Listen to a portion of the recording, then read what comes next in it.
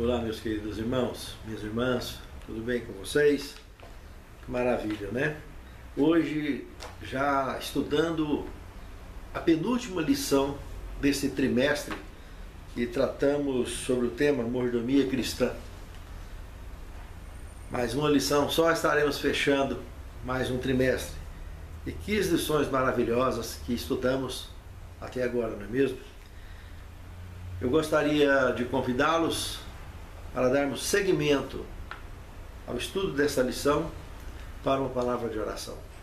Senhor Deus, muito obrigado pela tua orientação que tem nos transmitido através da história de nossas vidas, dirigida pela lição, dirigida pela tua palavra, pelo estudo da tua palavra, seja através da lição, seja através de mensagens que assistimos, palestras e tudo mais, todas as providências que tu tens proposto para o nosso conhecimento e nosso preparo. Capacita-nos, Senhor, em abrirmos a tua palavra mais esta vez, estudando, buscando de ti o conhecimento necessário para a manutenção de nossa fé. É o que te suplicamos agradecidos em nome de Jesus. Amém, Senhor. Os hábitos de um mordomo.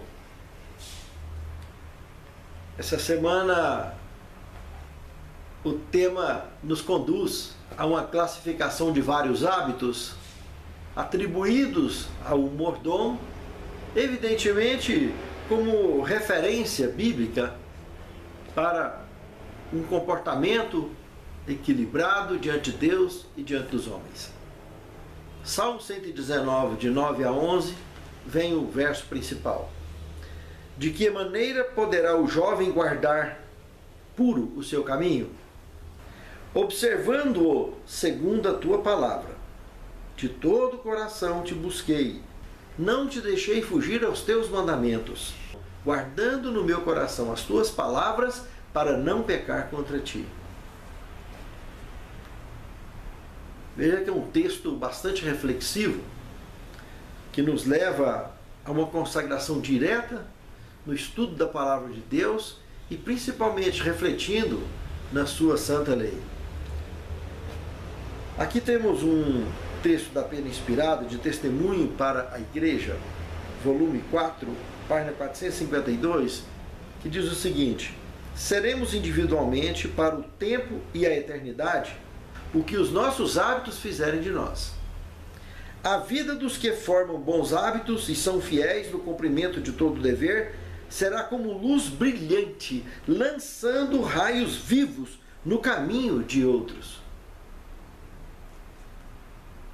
Veja que, se realmente isso tem acontecido comigo e com você, na vida de outras pessoas, proporcionando aqueles estalos que as pessoas se conectam não com você de forma direta, mas indireta. Mas através de você, diretamente eles se conectaram com a verdade. Se conectaram com o verdadeiro sentido da razão da vida, o Senhor. E conseguiram, evidentemente, mudar os rumos de sua vida. Quem sabe estavam cabisbaixos e do nada resolveram erguer as suas cabeças e seguir em frente, buscando sustento estritamente na palavra de Deus, no conhecimento sagrado da sabedoria divina. Isso é algo muito importante, de revelarmos no nosso comportamento e no relacionamento nosso com as pessoas que nos cercam a cada dia em nossas vidas. Segundo tema, hábito. Buscar a Deus em primeiro lugar. É um hábito muito interessante, né? De desenvolvermos e vivermos com Ele. Termos como prioridade o reino de Deus. Inclusive, esse primeiro hábito que estamos analisando, do tema dessa semana, ele está citado na extensão do Sermão da Montanha. Na altura do livro de Mateus, capítulo 6, verso 33, que ele orienta procurar em primeiro lugar o reino dos céus, que o resto será acrescentado automaticamente. Ter ele como prioridade. Dentro dessa extensão também temos Mateus 7, de 14, que trata da orientação da porta estreita. Nós devemos optar de entrar por ela, que apesar de estreita, ela nos conduz à luz, à salvação, à vida eterna. Fazendo um paralelo desses dois textos bíblicos, nós concluiremos facilmente que priorizar o reino de Deus e sua justiça é encontrar sustento e segurança para trilhar pela porta estreita, ter uma jornada segura, uma jornada acompanhada pelo Senhor dos Senhores, pelo Deus eterno, Criador e mantenedor de todos nós. Um segundo ponto a ser observado neste paralelo desses textos bíblicos, continuando a análise desse bom hábito de priorizar o reino de Deus, é observarmos que ali também, na jornada da porta estreita, nós temos o próprio Cristo que se coloca através do Espírito Santo em nossa frente, nos oferecendo aquele convite que ele ofereceu aos apóstolos e que é estendido a todos nós, de que vinde até mim, todos que estáis cansados e sobrecarregados, eu vos aliviarei. Irmãos, meus amados irmãos, minhas amadas irmãs, quantas vezes nessa jornada, que às vezes a gente se sente até sozinho, cansado,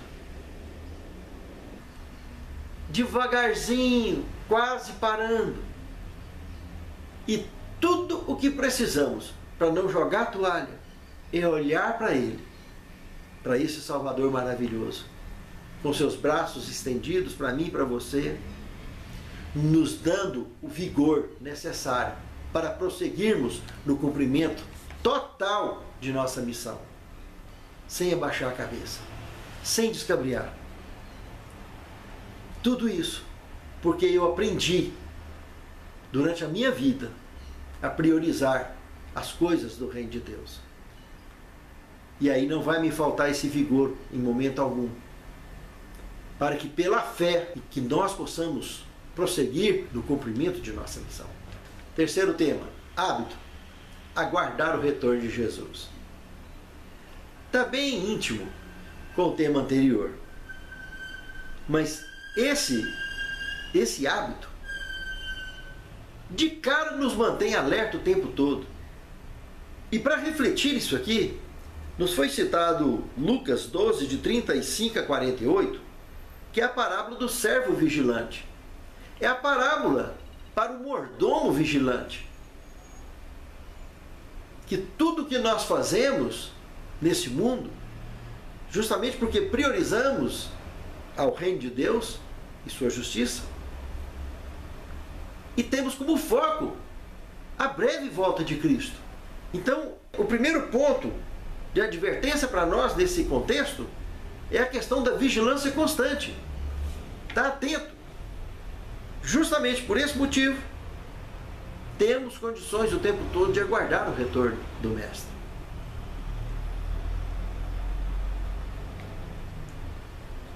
O segundo ponto analisado dentro desse contexto dessa parábola do servo vigilante é que a gente deve sempre prestar atenção na vida, aos pequenos detalhes que sejam, e principalmente quando as nossas frustrações, quando os nossos sofrimentos se tornaram os nossos grandes professores. Pense nisso, amado irmão. Pense nisso, amado irmão. Infelizmente, existem momentos em nossas vidas que o melhor professor são as frustrações ou os sofrimentos que passamos. Professores esses que nos motivarão para sempre a não repetirmos os mesmos erros. Quando a gente olha do verso 47 ao verso 48 aqui dessa parábola, citada em Lucas 12, nós podemos observar também o nível de compreensão e de responsabilidade, o nível de comprometimento do conhecimento que recebemos de Deus. Se conhecemos muito, muito seremos cobrados. Se conhecemos pouco, pouco seremos cobrados. E, consequentemente, como o professor citado no tópico anterior, se conhecemos pouco, pelos nossos erros teremos poucos açoites.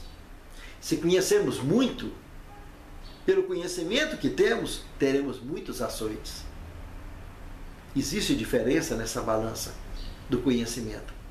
Mas nem por isso eu vou virar minhas costas para não conhecer.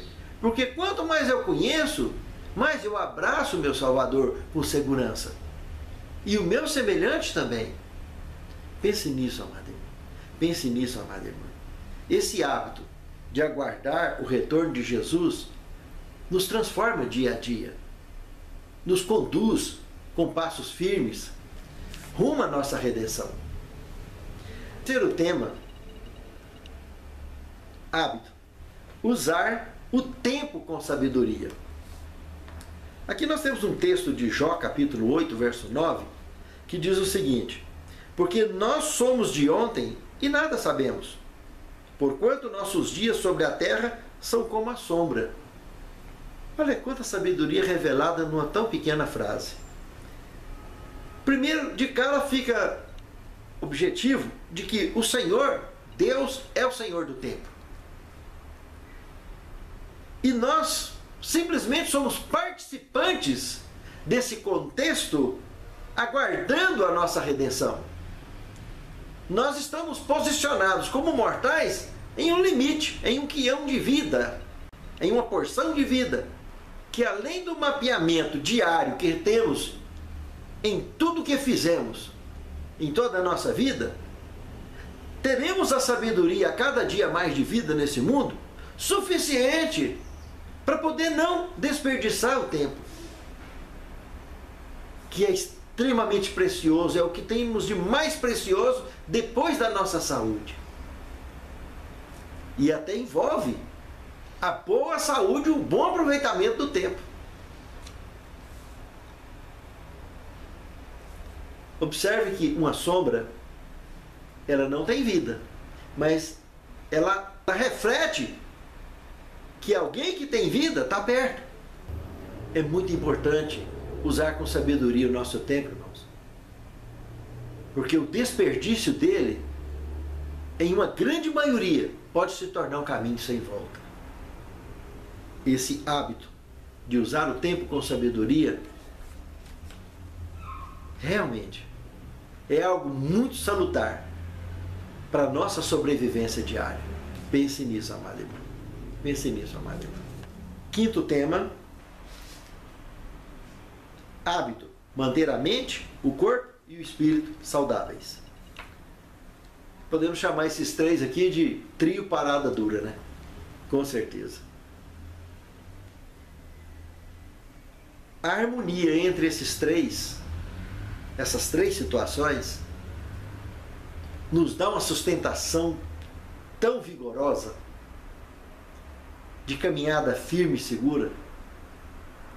Se analisarmos o que está escrito em Atos, capítulo 3, eu citaria verso 20 e 21, olha o que temos ali relatado. Cristo estaria no céu até o tempo da restauração de todas as coisas, das quais Deus falou pela boca dos seus santos profetas desde o princípio. Preste atenção no encaixe dessa palavra nessa altura do Novo Testamento. Essa palavra princípio nos remonta a Gênesis capítulo 1, verso 1.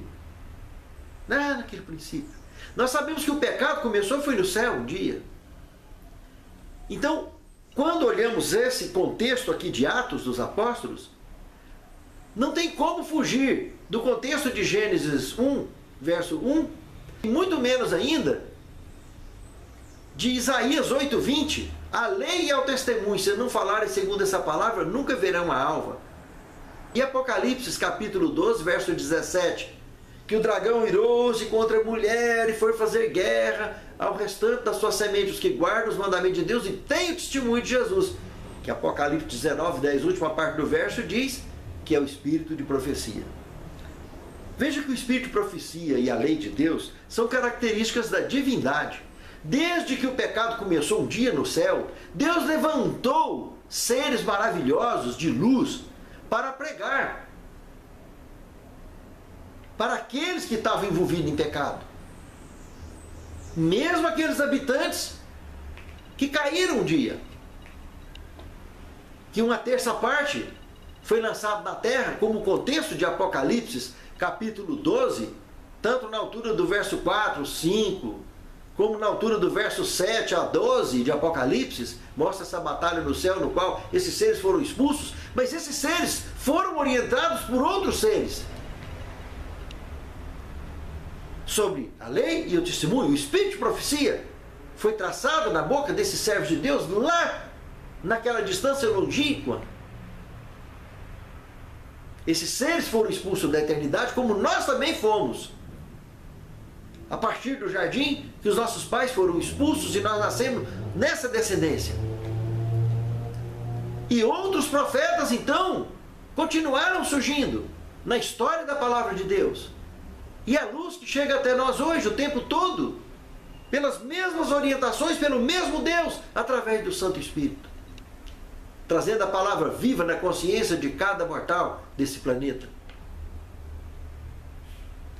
E a principal delas é ficar atento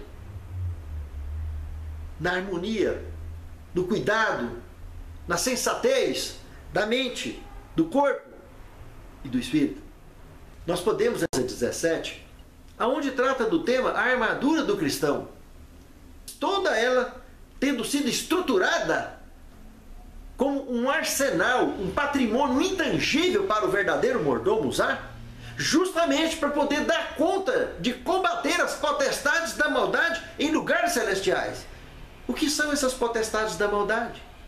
São empresas voltadas para detonar com a humanidade, com alimentações que detonam com a humanidade, como refrigerantes, como alimentação transgênica. Muitas pessoas têm ignorado isso, mas desde que os refrigerantes entraram na história da humanidade, por volta de 1900 para cá, o nível de doenças que alastrou no mundo é uma loucura. Justamente pelo nível de acidez que o sangue fica ao se consumir refrigerantes, que segundo os grandes estudiosos afirmam que precisaria para cada copo de refrigerante 32 copos de água de boa qualidade para regular o pH sanguíneo novamente. E aonde vai caber esses 32? E para quem toma 1 litro, aonde vai caber 32 litros?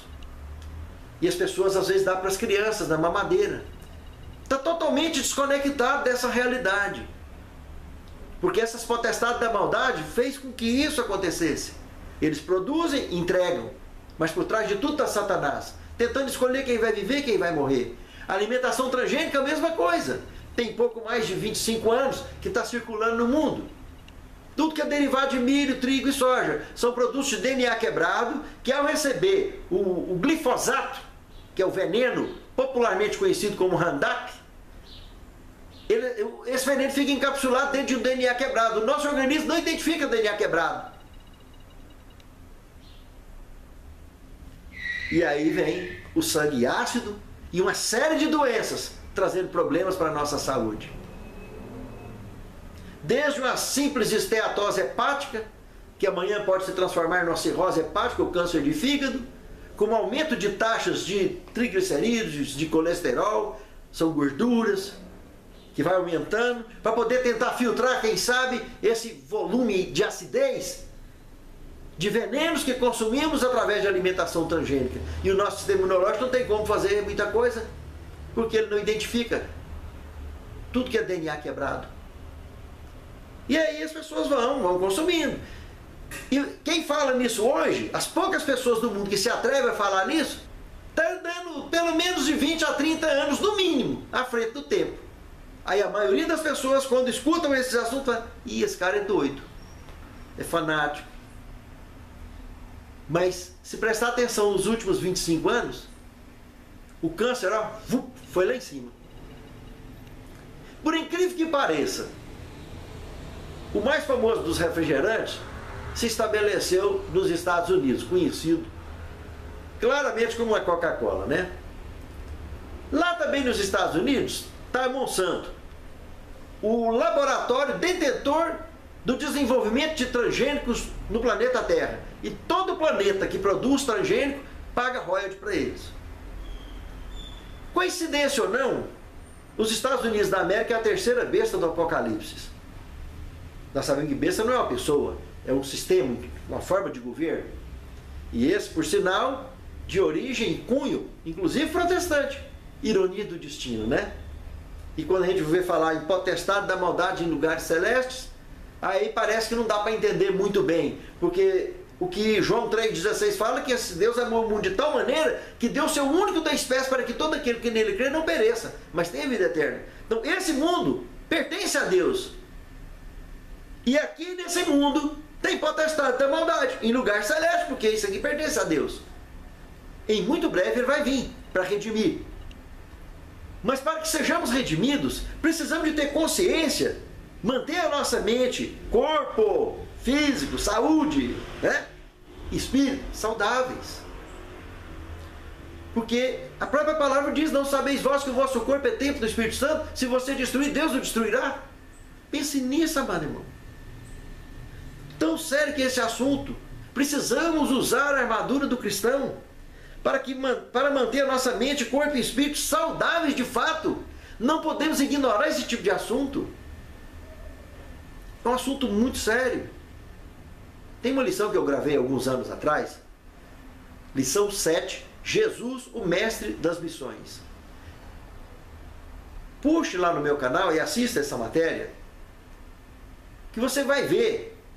Quando eu descobri nessa época que eu havia desenvolvido uma mutação genética pela quantidade que eu consumia de alimentação transgênica. Vai lá, não dá tempo nessa lição de eu tratar disso, mas lá você vai ver fotos da minha pele, como que ficou. E eu passei por aquilo, convivi com aquilo durante uns 2 anos e meio. Consegui descobrir, diagnosticar e solucionar o problema. Foi contaminação por glifosato, Roundup, na alimentação transgênica, que eu nunca mexi com veneno. E eu fui diagnosticado contaminado. Tive muito perto de ter sérios problemas. Graças a Deus consegui contornar. Me libertei desse tipo de alimentação e é muito simples, simples, simples, simples. Não tem nenhum mistério, nenhum segredo. E lá eu traço orientações simples para quem quer se livrar disso. E tem o meu e-mail também, se alguém quiser conversar um pouco mais sobre isso, trocar alguma ideia, está aí embaixo na tela. Professor Rafael Diniz Caetano, @gmail.com. Terei prazer em compartilhar o que for necessário de orientação e de bate-papo contigo.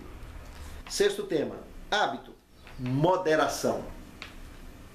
Analisando 2 Timóteo capítulo 1, verso 7, percebemos nitidamente ali que nos foi concedido um espírito de moderação, dado por Deus. Irmãos, se nós temos essa condição, como uma forma de nos identificarmos com a semelhança que temos com o Altíssimo, é isso, espírito de moderação, de equilíbrio. Esse senso é muito forte da conexão que temos com o Senhor. E em 1 Coríntios 9, de 24 a 27, nós temos aqui Paulo fazendo uma ilustração das Olimpíadas, que todos correm e só um leva o prêmio. Mas que nessa Olimpíada que nós corremos na nossa fé, na história do grande conflito, todos correm, todos levam o prêmio. Mas porque o trunfo principal, como diz o apóstolo Paulo, é porque ele aprendeu a subjugar o seu próprio corpo, alcançando o padrão ideal que se chama domínio próprio. E assim ele alcançou a vitória. E pôde dizer, já não sou eu mais quem vivo, mas Cristo vive em mim. Isso é um trunfo Isso é um trunfo de vitória maravilhoso que Paulo alcançou e nos mostra que podemos todos alcançar semelhantemente. É parar de ficar olhando para fatores religiosos que os outros nos conduzem, ou quer que sejamos, aos seus olhos, mas olhar para o fator de fato que nos liga com o Senhor através da sua palavra, e que cada um é cada um, cada cabeça é um mundo. Evidente que como igreja temos um padrão, um perfil a se respeitar, mas cada indivíduo tem a sua conexão com o Senhor e com o semelhante, e vai se adequar de uma maneira moderada, equilibrada a cada ambiente que ele está convivendo, para verdadeiramente se manifestar como luz no mundo, como sal da terra, como tempero, e não como pessoas destemperadas, ou sem sabor, ou com excesso de sal, ou com excesso de doce. Um tempero centrado, desperta o desejo das pessoas de saber qual é a receita. Pense nisso, amado irmão. Pense nisso, amada irmã. Muitas vezes, essa questão que Paulo fala de subjugar o corpo, pense na sugestão clara que fica intuitivamente colocada dentro da palavra, como a sabedoria do silêncio. Nem sempre devemos falar o que queremos. Nem sempre é a hora certa de falar, mesmo sabendo que eu estou com a razão, mas durante aquele clima tenso que às vezes estamos passando, você está certo, está coberto de razão, mas a pessoa está desequilibrada. Por que você tem que falar primeiro e falar por último só porque você está certo, sabendo que ela está desequilibrada? Você, como alguém temperado, como alguém equilibrado, dá tempo ao tempo. O tempo cura até queijo. Você aprendendo a ouvir naquele momento, por mais difícil que seja, aquela pessoa que fala sem parar porque está desequilibrada, daqui um pouco que ela melhorar, ela vai refletir e vai perceber que você agiu usando a sabedoria do silêncio. E a hora que você tiver que falar, vai falar a palavra certa na hora certa e colocado na medida exata. Vai trazer muito resultado na vida daquela pessoa. Pense nesse hábito, querido irmão, o hábito da moderação, que envolve toda uma estrutura de convivência com a palavra de Deus, de convivência com as pessoas, e que o nosso comportamento possa sempre estar conectado com essa condição, esse espírito de moderação, essa natureza de moderação que nos assemelha, que nos identifica com a semelhança que temos com Deus. Pense nisso. É muito importante para a nossa convivência de uns para com os outros e principalmente com o Senhor. Sétimo tema, Enoques e Noés modernos. Podemos observar em Gênesis capítulo 5, verso 24, sobre Enoque. E Gênesis capítulo 6, verso 9, sobre Noé. Que esses dois indivíduos fizeram de sua caminhada com Deus um hábito, numa época em que poucas pessoas permaneciam fiéis. A maioria estava voltada, exatamente como hoje, mais ao materialismo, mais ao egocentrismo, mais à satisfação própria, do que realmente aos princípios, aos ditames da palavra de Deus. Esses dois foram diferentes em sua época, andaram muito à frente do seu tempo. Enoque andou tanto à frente do tempo que com mais de 360 anos de idade, ele foi convidado por Deus a fazer parte do reino eterno, a voltar a fazer parte de uma raça pura. Está lá até hoje, vivendo na eternidade. Imagina, depois da idade dessa, o indivíduo está vivendo num reino muito à frente do nosso. Anos e anos-luz, eternidade à nossa frente. Noé descansou após o dilúvio. Mas como ele esteve à frente do tempo, para falar o que falou, fazer o que fez, e viver o que viveu. E eu e você somos convidados a nos tornarmos Noés e Enoques modernos da atualidade. Que Deus abençoe a mim e a você, que seja essa a nossa postura diante de Deus e diante dos homens. Santo Deus, fortaleça a nossa fé. nos qualifique, Senhor, para verdadeiramente sermos sal da terra e luz do mundo. Nós te suplicamos essas bênçãos agradecidos para nós e nossos lares e todos os teus escolhidos sobre a face da terra, em nome de Jesus. Amém, Senhor.